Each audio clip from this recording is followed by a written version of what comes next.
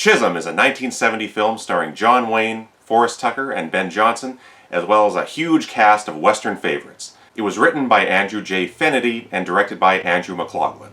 Chisum is the story of New Mexico cattle rancher John Chisum, who finds himself contending against ruthless businessman L.G. Murphy, who is desperate to control Lincoln County. As tensions rise and a war seems imminent, the situation only worsens with the emergence of a young outlaw named Billy the Kid.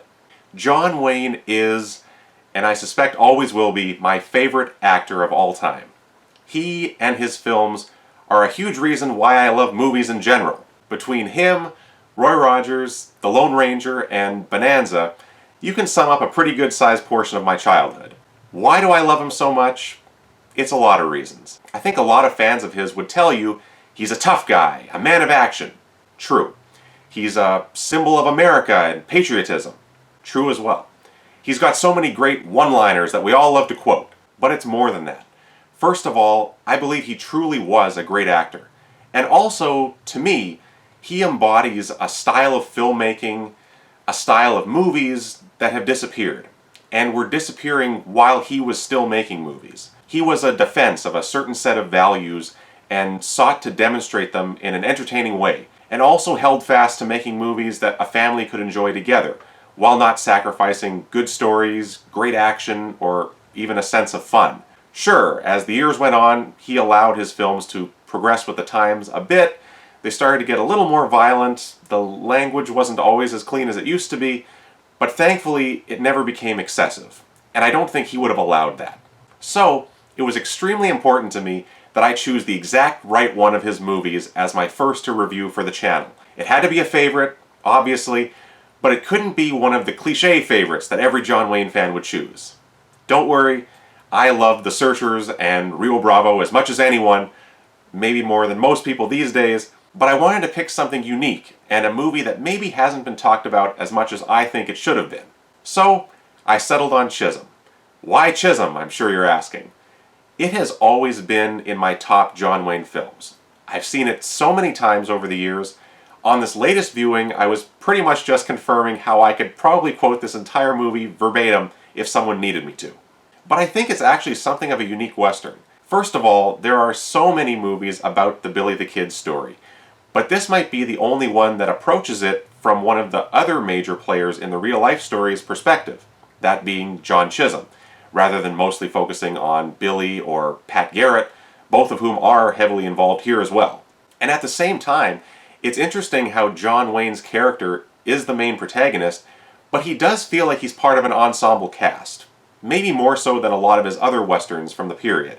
Which would have made sense. John Wayne, quite a while before, had given up the romantic lead aspect of his characters, so we're given something of a love triangle between Billy, Pat, and Chisum's niece, Sally. But you can also feel that John Wayne is somewhat stepping back from the action, except for some crucial moments, making way for these younger characters to have their own time to shine. But back to that ensemble cast. Andrew J. Fenady obviously wanted to write a script that encompassed the true scale and breadth of the Lincoln County War. So what we get is a sprawling, almost epic story, but one that's also filled with little character moments and interesting character dynamics and backstories. It almost feels in a way like what Kevin Jarre tried to do with the movie Tombstone, where there are so many details and characters to fit in that the movie becomes like a tapestry. That's not to say the movie is unwieldy or too long. On the contrary, I think it's excellently paced and written. I think showing the political effects, the ties to the army, the escalating trade war devolving into violence, it all kind of sets the movie apart. I also love the sense of familiarity that this movie gives us. You can really feel the shared history between all these characters. The character of L.G. Murphy compares the situation they're in and what he's attempting to do to a chess game, and to New Mexico itself as a chess board. And I would argue this movie feels like a game of chess in some ways, with more and more new players being introduced throughout the first act, and a couple more a ways into the movie, and then watching them take each other on and feel each other out until it comes to a head during the climax. But okay, before I start analyzing too much, I'd like to run through the elements of this movie that I really enjoy and pick out those moments that have elevated this to being one of my favorites. And we have to start with the opening titles. I'm not sure how the rest of the Western movie fan community feels about ballads at the start of movies, but I love them, and I love this one in particular. The Ballad of John Chisum is a rousing, forceful song, with the verses separated by spoken narration by the one and only William Conrad. His voice is amazing. It's the calling card of that excellent series, The Fugitive, and his narration brings such a gravitas and power to the opening of this movie. And we haven't even seen John Wayne yet. You made it to the Pecos, carved your empire neath the sun. You won 100 battles, but the fight keeps going on. Can you still keep going on? And all of this plays out over these beautiful paintings by Russ Vickers, illustrating the backstory of John Chisum, and a younger looking John Wayne is integrated right into them. I love the editing of the credit sequence too, because we're zooming in, whip panning across, and with the addition of sound effects, we really get a sense of motion and action as the scenes of a battle with the Comanche and a nighttime stampede triggered by a thunderstorm are laid out for us. And as the credits end, the camera pans across the painting to an image of a lone horseman sitting on a hill, and we cut to real life with our hero, John Wayne, sitting astride the horse surveying his land. It's an iconic moment to me, and when that almost apprehensive music kicks in as the camera zooms in on him, I get a chill every time. Speaking of the music, I have to mention the whole score by Dominic Frontier. It's so hummable and recognizable, whereas a lot of John Wayne's movies at the time have music by Elmer Bernstein, and I love those scores as well. Chisum would not be the same with a different score. Certain moments, like Chisum and his men taking off after the rustlers at the beginning with that perfect riding music, or the slow driving theme that accompanies the ride back to Lincoln with the arrested deputies, they're brilliant. And he also wrote the ballad that I've been raving about, with the lyrics by Andrew J. Fenady. It's an amazing score. But after the credits, we first meet Mr. Pepper, played by Ben Johnson, who in turn introduces us, in a way, to the legendary John Chisum. That relationship is definitely the most fun in the movie, with the two men seemingly living by themselves in this huge ranch house. You can tell they inside have the same feelings about everything. And that is the first instance of a shared history being established so well. They're grumbling to one another, and Chisum constantly calling out Pepper for mumbling is hilarious. And the whole relationship is only strengthened by the fact of who's playing them, since John Wayne and Ben Johnson had known each other for decades at this point, having worked together back in the John Ford films, and seeing them back together again is so great. And it makes it even better seeing how they have progressed, whereas when they first worked together, John Wayne was still very much being mentored by Ford, and Ben Johnson was a fresh-faced newcomer to the entertainment business. By now, John Wayne was the ultimate movie star, and Johnson was maybe the ultimate authentic cowboy on screen. You could argue Joel McCrea would qualify as well, but seeing their easygoing chemistry is what makes their screen time together so great. Speaking of Ben Johnson though, something I noticed yet again was the very inconsistent facial hair he has, at least throughout the beginning scenes. I guess the person in charge of continuity was still getting warmed up, if they shot in sequence, but whatever, I don't really care about that. But his and John Wayne's first conversation is very interesting, because we're already getting a sense of John Wayne's character.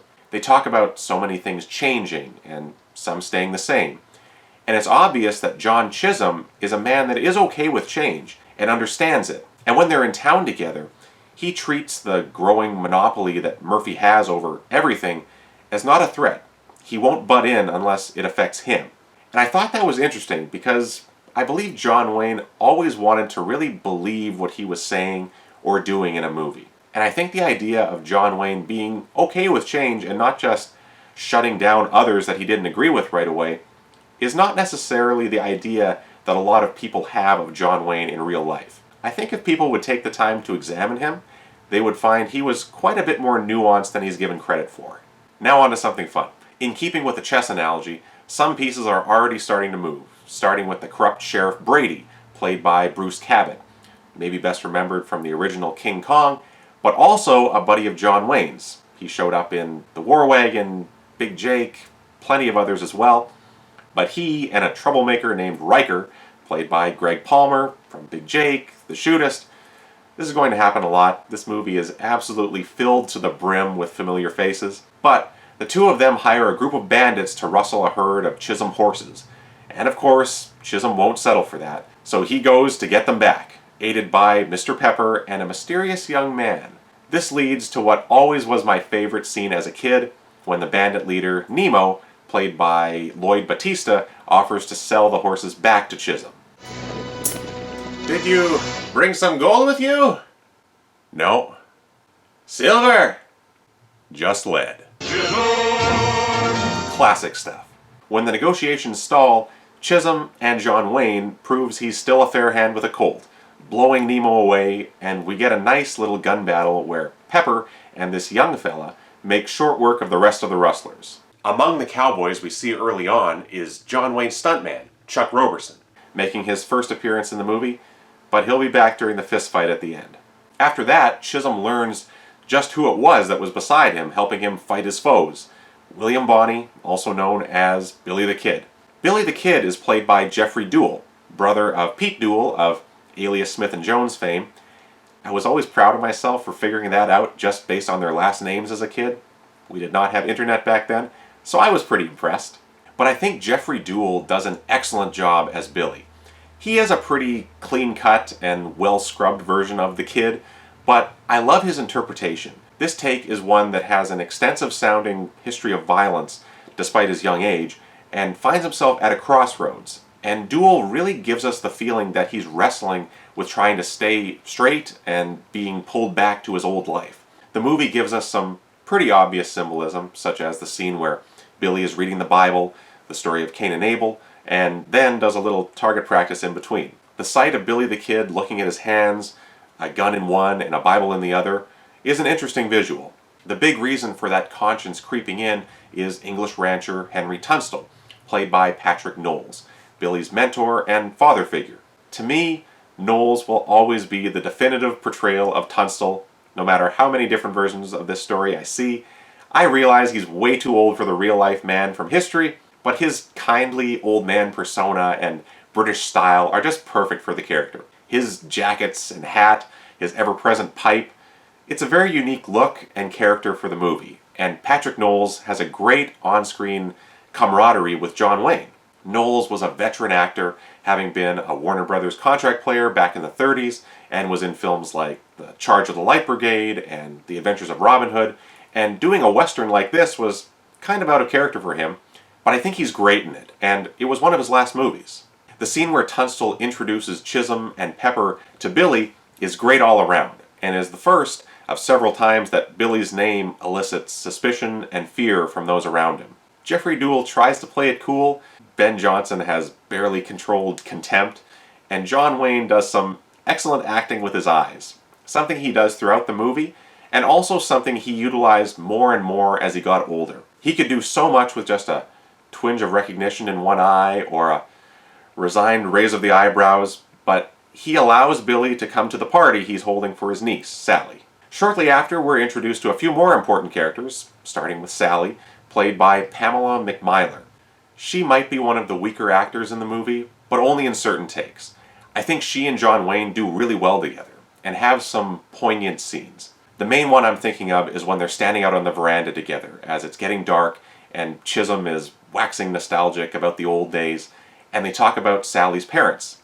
Something interesting to note is that when Chisum opens his watch and we see a picture of his brother and sister-in-law, it's actually a photo of the screenwriter Andrew J. Fenady and Lee Merriweather, who was in The Undefeated with John Wayne the year before, which was also directed by Andrew McLaglen.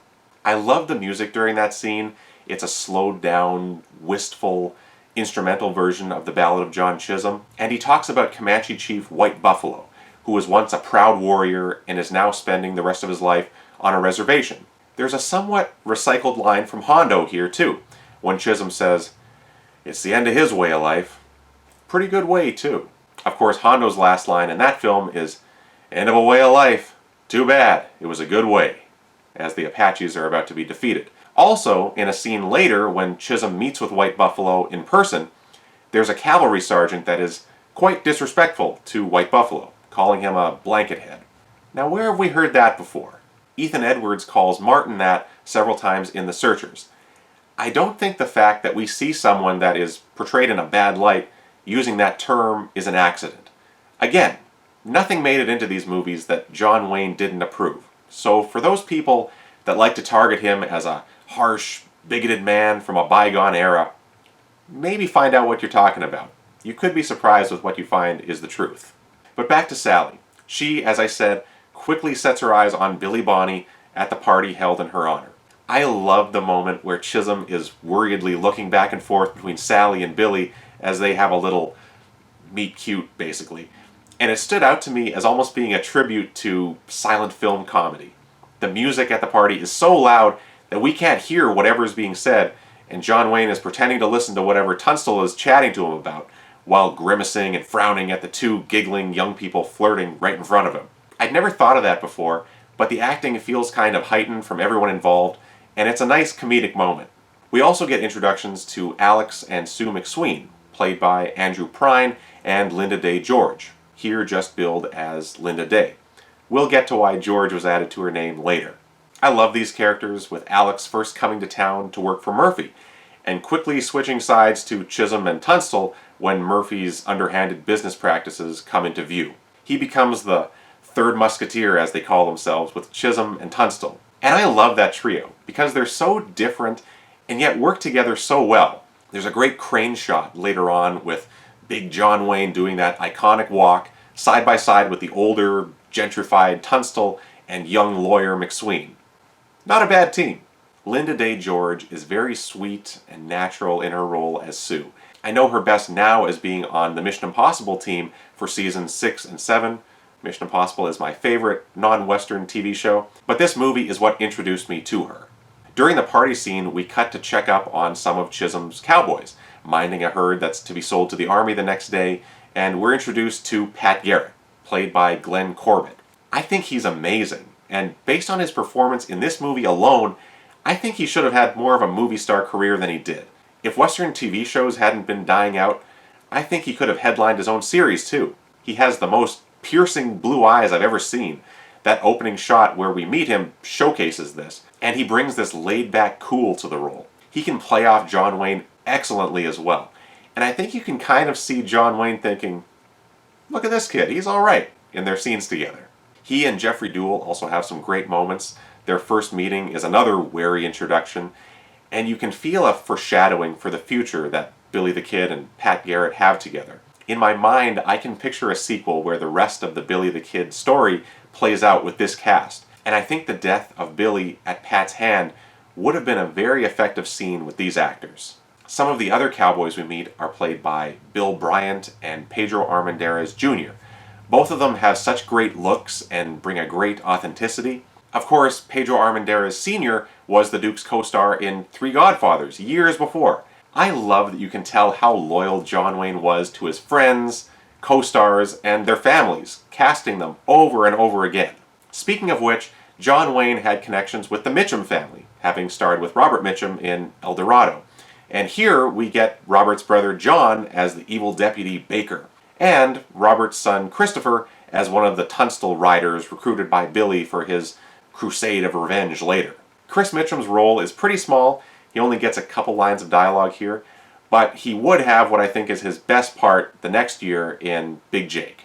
I had the chance to meet him at a convention a few years ago. He's a really nice guy, and that was a lot of fun. Alright, let's talk about the bad guys. And this movie has them piled high. First of all, Forrest Tucker stars as Lawrence Murphy, and I think he was a brilliant choice. In the years prior, he was probably most famous for his comedic role as Sergeant O'Rourke on F Troop, but he makes a fantastic villain. I think it's a hard thing to play a bad guy up against John Wayne, but Forrest Tucker pulls it off. He's a big guy as well, and has a smiling charm he can employ depending on the scene, but is so clearly oily and can turn on anyone in a heartbeat. He sees Chisum as dangerous, but not as smart as he is, and uses his connections to the army, the governor, you name it, to get what he wants. He's always lurking, spinning his webs, and trying to drive Chisum out of business by any means necessary. He and John Wayne have many great moments in the movie, and John Wayne gets to try out some wonderful lines on him. I don't favor talking to vermin, is one. We may have to be neighbors, but I don't have to be neighborly.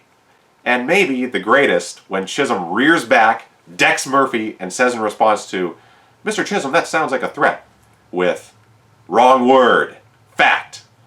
And also, John Wayne's massive fist fills the screen right before that punch. It was a good choice.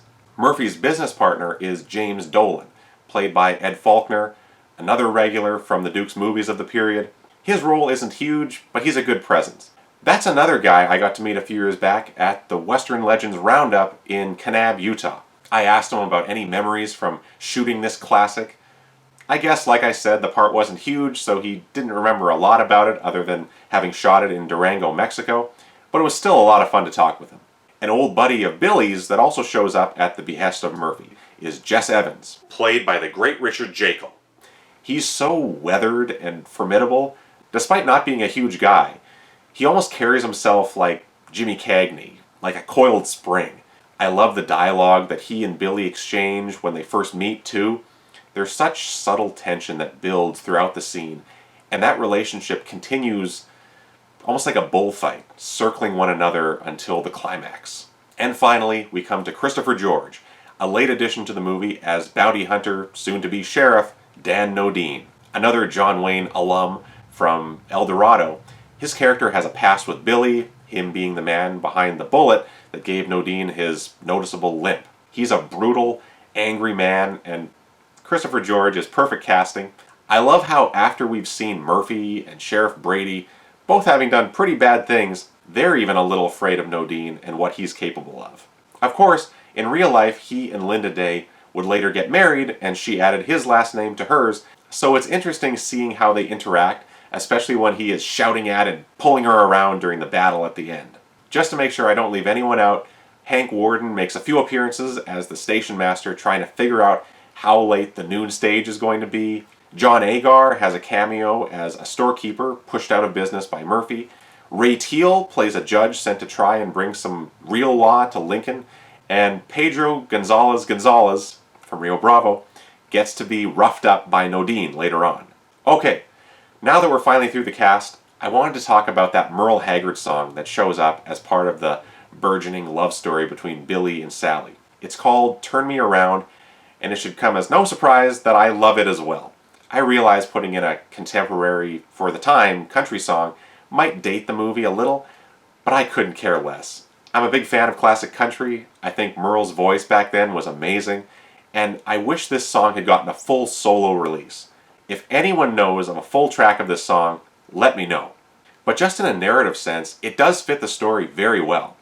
Billy had been trying to follow Tunstall's example, but it's his love for a young, innocent girl like Sally that is really turning him around. But then tragedy strikes when Tunstall is murdered, and that is a huge turning point for Billy.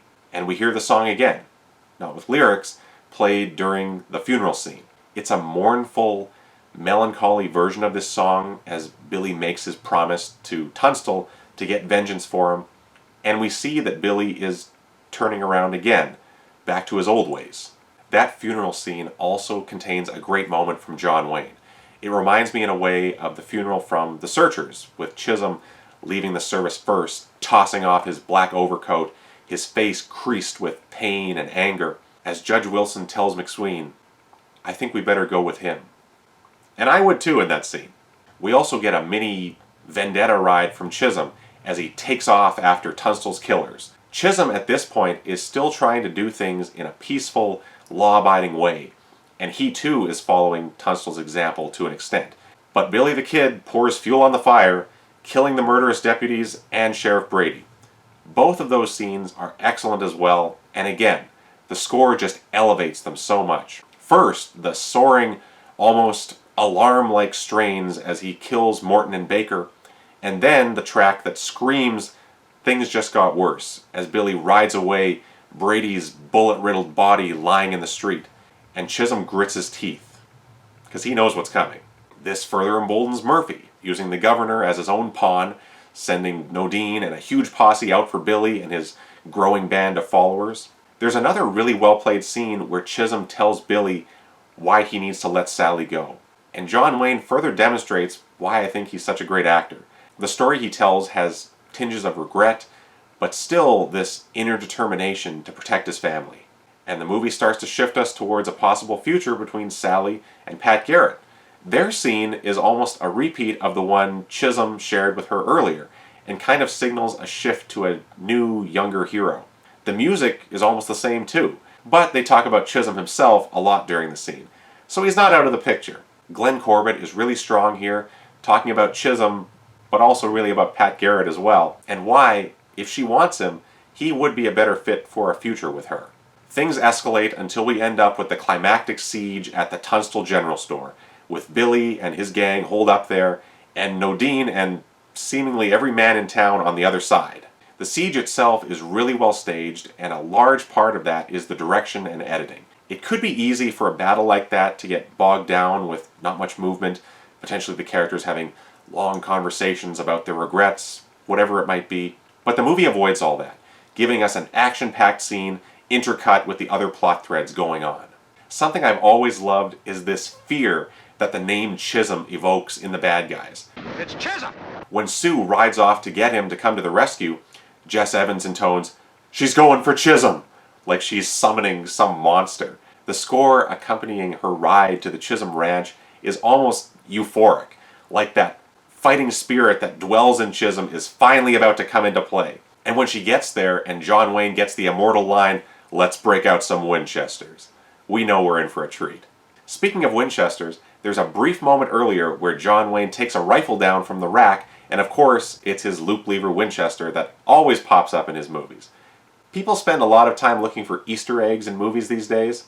This is my kind of Easter egg. There's a great shot where we see riders joining Chisum on his way to town. It was only recently that I saw Deuel in the Sun for the first time, and there is a similar shot on a grander scale where all the cattlemen are joining Lionel Barrymore on his way to stop the railroad workers. I'm not sure if that was an inspiration or not, but it's a fun tie either way. The stampede that Chisum and his men drive through town is incredible. There's a pretty dangerous looking shot where two stuntmen are just barely diving through a window before the cattle go right down the boardwalk. And all of our characters get little moments during the battle. Ben Johnson wielding a sawed-off shotgun, kind of like he would do in the Sacketts a few years later. Billy and Pat Garrett getting to fight side by side, their little buddy relationship still there, even if it's strained. And while all the shooting is going on, Chisum takes off in pursuit of Murphy, crashing his horse through a huge plate glass window in Murphy's office, and we get one great fistfight. Earlier in the film, Pepper tells Chisum that after all the back and forth is done with, it's going to come down to him and Murphy, head to head and horn to horn. And they weren't kidding. They literally end up struggling over a pair of longhorns on the balcony upstairs. We do get a few brief appearances from Chuck Roberson again. The fact that John Wayne is using a stunt double is obvious, but I don't mind. In the shots where it's definitely the Duke, he is amazing. Nobody could throw a punch like him, and Forrest Tucker actually makes a formidable opponent. And about those longhorns, no matter how many times I see this movie, I still cringe a little when we get the shot of that horn sticking out of Murphy's side. Yikes. With all the foes vanquished and Billy riding on to new adventures, we flash forward a little. Pat and Sally now seem to be sweethearts, and Chisum is back to his life as a peaceful rancher. And the film ends with the same shot, literally, that we opened with. I think they reversed the zoom for the opening shot. But there he is. John Chisum is back taking stock of his kingdom, or dukedom. And we get a reprise of the ballad one last time. Well, this almost turned into a commentary track for the movie. Speaking of which, Warner Brothers, if you ever need one done, I realize you already have a commentary by the director of the movie, but if you need a secondary one from its #1 fan, I'm available. Just let me know. But let's talk about the director. Andrew McLaglen has got to be one of my favorite directors. He did a bunch of movies with the Duke, with Jimmy Stewart, Dean Martin, and he did over 100 episodes of Have Gun Will Travel. That is my favorite Western series, bar none, and his direction is a big part of that. He always put in so many of those low-angle, holster view shots where the paladin-adorned gun belt would come into view. But besides that, he's an amazing director of action in general. His father was Victor McLaglen, so I'm sure Andrew grew up around John Ford and likely modeled some of his directing sensibilities after him. You can tell to a degree, I think, but overall, Andrew McLaglen specialized in solid, traditionally styled films that were always told really well, even if they weren't going for the artistic heights that John Ford strove for. But He did have cinematography here from the legendary William Clothier, an absolute pro for Western movie photography, and the two of them working together created such beautiful shots. That shot of Sally on the veranda, the wagon train leaving town, Billy and Jess Evans' showdown in the alley. This is great stuff. I just want to briefly say that it really feels like out of all the roles John Wayne was taking on at this point in his career, Chisum feels like it maybe is closest to what I would think he was like, or what he believed in. Like John Chisum, John Wayne was an older, powerful man in a business that he'd been a part of for a long time. He saw competitors coming, he'd fought his way to where he was in life, and for the most part, just continued to do business his way, the way he believed it should be done. He saw the changes in his industry and stayed out of them for the most part, and only spoke out or took action when he felt it was absolutely necessary. In the movie, he helps those around him, gives them work, just like how he filled his movies with those he cared about. This movie represents those views and has a great message of using your wealth or power to help others and still holding true to the traditional conservative values of law and order, respect, and standing up for what's right. So, in short, Chisum might not be on the list of the greatest John Wayne movies of all time, but I think it should be. It's an extremely well-made, action-filled movie that tells a really compelling story. A+, 5 out of 5, highly, highly recommended. Thanks so much for watching this review. If you enjoyed it, please come on back for more reviews. I fully intend to tackle a lot more of John Wayne's filmography. Thanks again, and adios for now.